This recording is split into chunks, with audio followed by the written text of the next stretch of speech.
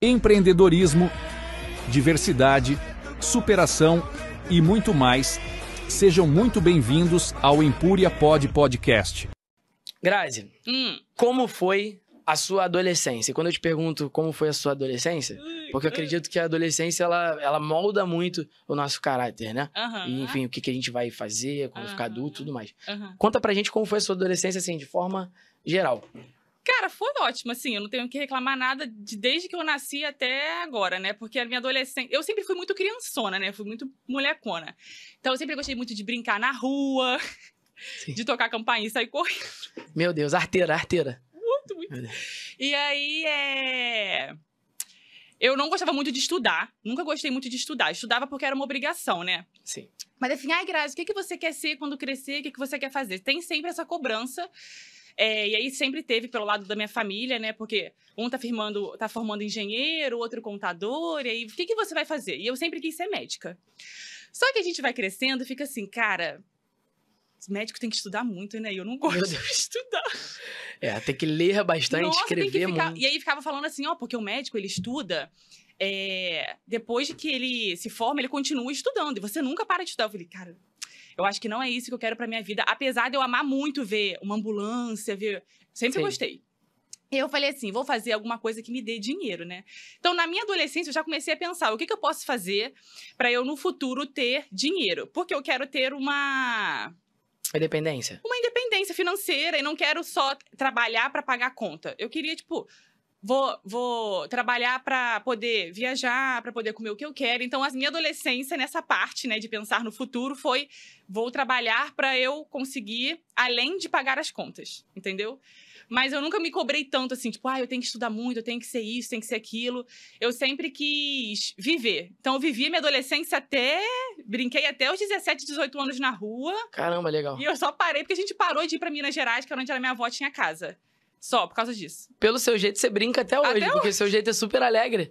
Caraca, até hoje, se você botar pra hoje como uma queimada, um polícia ladrão, a primeira a puxar o bonde pra jogar sou eu. Bora. Pô, maneiro. Bem, dentro disso, aí eu já dei um spoilerzinho, claro, né? Falei, poxa, preciso estudar minha convidada.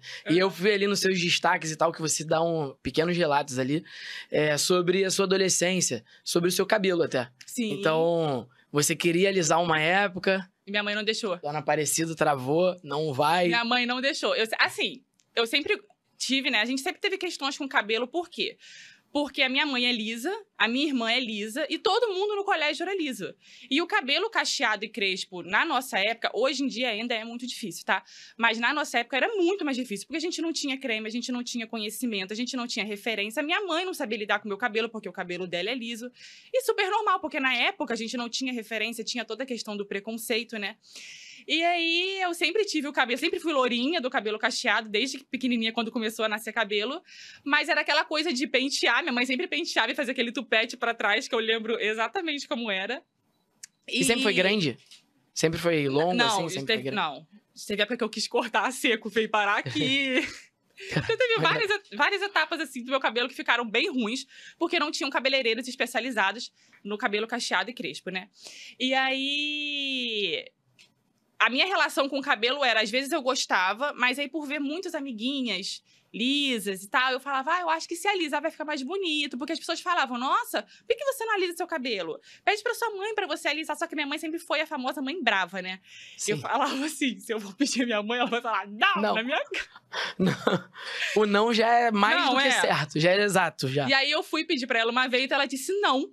Porque você tem que ser você mesma. Você tem que gostar do seu cabelo do jeito que ele é.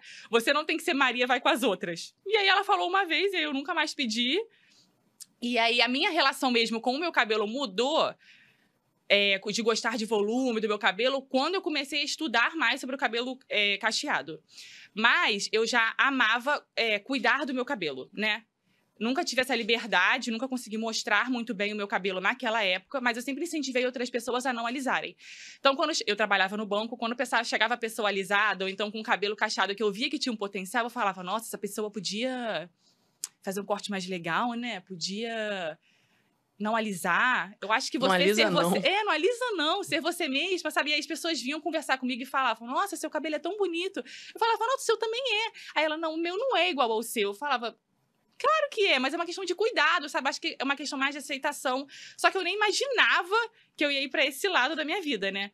Mas sim, eu tive uma época que quis alisar, mas a minha mãe me embarreirou, graças a Deus. Caramba, que top. E hoje em dia, né? Mas acho que tudo caminha, né? Eu acho que tudo é uma parte de, assim, vem... Eu acho que tudo Deus faz de acordo com o que tem que acontecer. Por exemplo, na minha família não tem ninguém cacheado. Só eu. E minha mãe é lisa, minha irmã é lisa. Olha e eu só. nasci cacheada, tipo... Sabe? É uma coisa que eu acho que é meio... Acho que é um destino. E sua mãe tinha tudo pra fazer como outras mães, né? Exatamente. Você quer alisar? Ah, tudo bem, ela tá crescendo e tudo mais, deixa alisar. Nunca. E esse posicionamento que ela fez pra você acabou marcando a sua vida. Sim. E hoje você se tornou uma grande referência. Sim. Cara, muito, muito top. E adiantando um pouco sua adolescência, aí partimos pra fase ali que você entra na fase adulta. E daí você buscou uma formação. Eu também sei que você é formada. Sou engenheira. Você é engenheira, vamos lá. Engenheira de produção. Engenheira. E aí eu fui pro lado da engenharia, por quê? Porque a engenharia naquela época tava dando muito dinheiro.